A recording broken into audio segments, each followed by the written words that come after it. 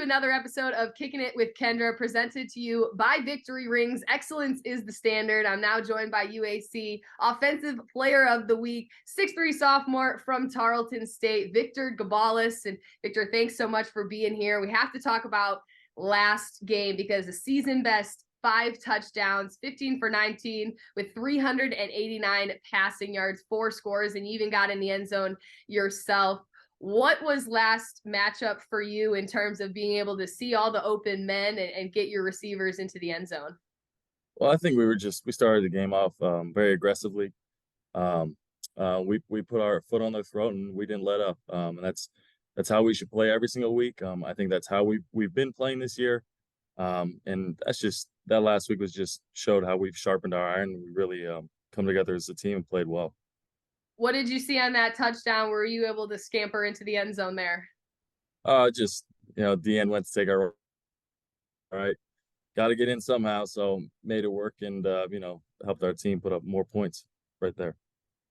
Tarleton State, with that game, set a new Division I program record for single season wins at 7. What has it been like for you to be a part of this program that's still in the transitioning phase, but putting up incredible numbers and consistently finding ways to win games? Yeah, it's very special.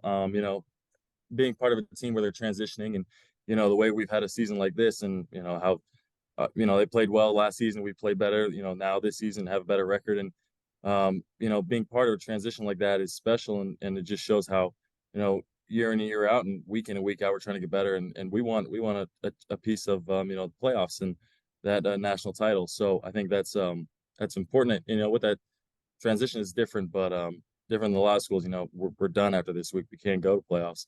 But it's going to be definitely something that's going to be on the back of our mind this offseason. And Tarleton State picked up 2 Player of the Week accolades. Quayshawn Washington was the Defensive Player of the Week, 10 tackles, 5 solo stops. And when you look at your defense, how much does it help take pressure off what the offense needs to do when you have a unit that can come in and make those necessary stops and prevent other teams from getting into that end zone?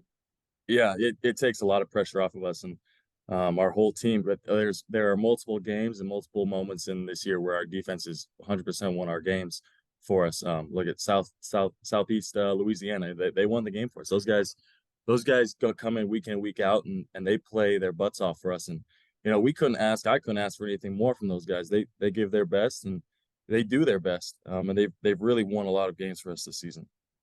There's been a lot of close contests this season. Of course, now you're on a 3-game winning streak, most recently taking down Stephen F. Austin 59-17 at home in front of home fans. Do you feel like this team is clicking and playing their best football down this final stretch of the regular season here? I think so, yeah. I really do think so. I mean, you look at it's not just this last week of Stephen F. Austin. It's the week before at Central Arkansas versus a ranked opponent. Conditions are not there, but we're going to run the ball with those conditions, and they knew it was coming. We still put it down their throat and really dominated the line of scrimmage offensively. So I think it's not just this last week that we've been clicking. I think it's all around since the beginning of the season. Obviously every season is going to be different. It's going to be hard with trying to find a rhythm and trying to master your craft. But I think the second half of the season we've really mastered our craft and sharpened our iron and. It's been clicking recently this last couple of weeks. You mentioned the rainy conditions. You go into a hostile environment in Conway, Arkansas, playing 18th ranked Central Arkansas. And as a quarterback, how much does the conditions affect your gameplay when it's raining? I know you said it was drizzling at practice this morning, but what kind of adjustments do you have to make when the weather isn't as favorable? Honestly, I really don't. I don't feel it at all. I think you can feel it, if you're just out there by yourself before the game, and that's what you're focusing on. But once you get into the game situation, your adrenaline's going, you're really focusing on your keys, and you just got to let it rip and let it happen. So really, nothing changes with me. I'm from Washington, where it's been predominantly rainy, so I'm used to that. But it really doesn't matter. I think that's a strength of us as a team and as an offense because it really doesn't affect us. You're an interconference transfer. Last year you played at Utah Tech, and I know that That game isn't on the schedule this year, so you don't get to play your former team, but that'll be something you do next year. What made Tarleton State attractive to you, and why did you choose to transfer over to Stephenville? Yeah, I think Coach Austin did a great job recruiting me. He did a phenomenal job, and I hadn't seen a coach like him in a while come around and really be personable, and always be reaching out to me, and really just a guy that wanted to see me succeed, and I felt that through him. And I got here, and it was nothing but that, with everybody else around me. I think he did a great job, and something about Texas felt right. How challenging is it when you're a new quarterback coming in and having to learn a completely new system? What kind of helped you, and how quickly were you able to pick up what Coach Witten had wanted to put out on the field? Well, I think it's fun. I think any challenge in life is great. It's not going to be easy changing to a whole new offense, but it's obviously going to be something that's going to make you better. You're going to understand new concepts, new schemes, and so I was able to pick it up relatively quickly. I think what helps too is there's a handful of teams, FBS schools that we take some stuff off of their offense. So being able to see how they do it, replicate it. I'm a big visual learner, so that helped out a lot. And I did a lot of that off season, just watching, a lot of Power Five schools and their tape. Does it also help when you have guys like Darius Cooper and Jaden Smith, who have been all-star receivers for this Tarleton State offense? And I know I saw that, 80-yard touchdown you had to him at the end of the game against Stephen F. Austin. Yeah, it helps out a lot. Those guys are phenomenal athletes. They're phenomenal athletes, but they're better men and better teammates.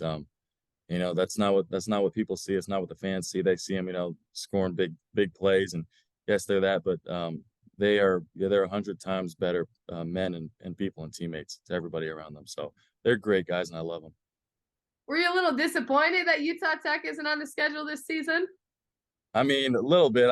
They got a high-powered offense. That run and shoot, man, is something else. That run and shoot's tough to stop, so it's okay. But next year I'll see him, and there's a lot of good friends and good guys in that team that I'll be excited to see. Where do you feel like you've made the most improvement from last year to this year in terms of your play style and making maybe something that was a weakness more of a strength?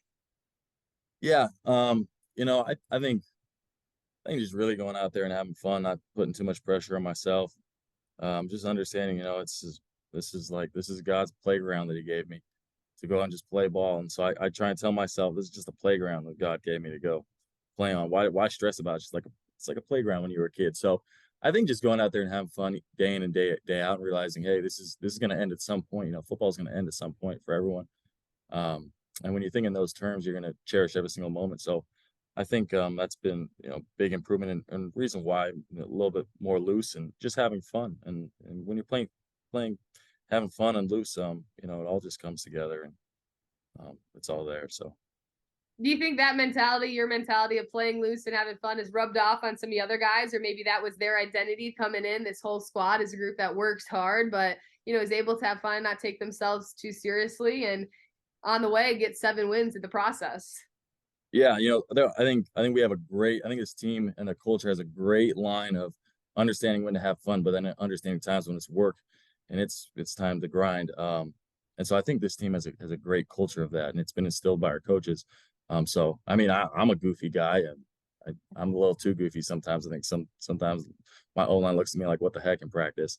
But then there's times to be serious and have fun. But you gotta be a little goofy and a little bit not serious all the time to create relationships with your teammates. Certainly. Well, thank you so much for spending a little bit of time with us. That was Victor Gabalis, Tarleton State's starting quarterback, also the UAC Offensive Player of the Week. Tarleton State is on the road this weekend at Abilene Christian. It is a 2 p.m. start Central Time on ESPN+.